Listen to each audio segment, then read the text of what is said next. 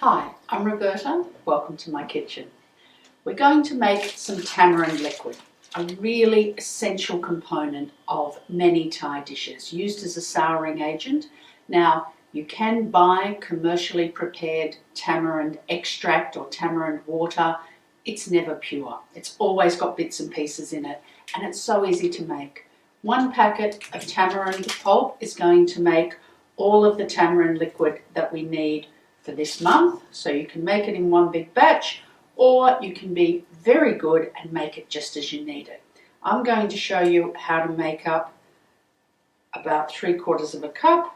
So for every 1/4 of a cup of tamarind pulp, and if you haven't played with this before, it's fascinating. It's the fruit or the interior extracted from the tamarind pods. It's got the seeds in there as well as the fleshy bits. So for every 1/4 of a cup, we need 1/2 cup of warm water. And we're just going to let that soak for 10 minutes or so, and then we're going to get in there and massage it.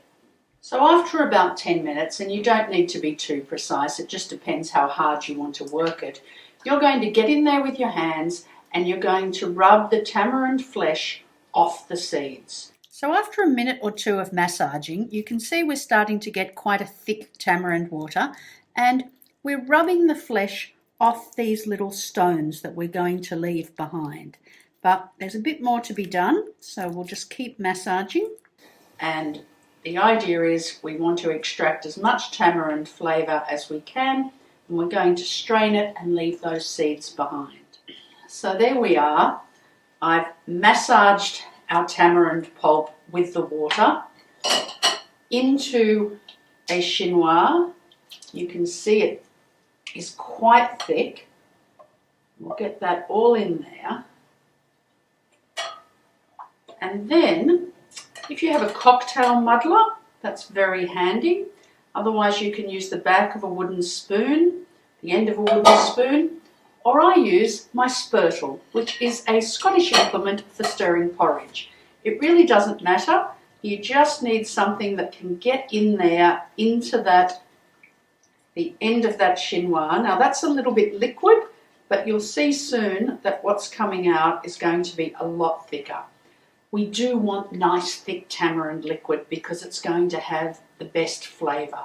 This is kind of a sweet and sour flavour, but it's the sour element that we really want. So once we've got some of it through, I find it's easier to get in there with the spatula so that you can really press it down. And we're getting all that lovely thick pulp coming through now. You can scrape some of it off, of course, with a clean spatula. Make way for the next lot to come through. So there we go, a little bit of elbow grease and perseverance, and pretty much what we've got left in here is some dry pulp, and what we've got in our bowl is our beautiful sour tamarind water. It smells fabulous, and like all aromatic things, it's obviously best made as close as possible to when you use it. So it's a little bit of a balancing act between getting your prep done ahead of time and doing things at the last minute. You can certainly get things like your tamarind water made the day before and then easy cooking the next day. Whether you want to do a batch for the whole week, I'm going to leave that up to you. Oh, it is deliciously sweet and sour. Enjoy.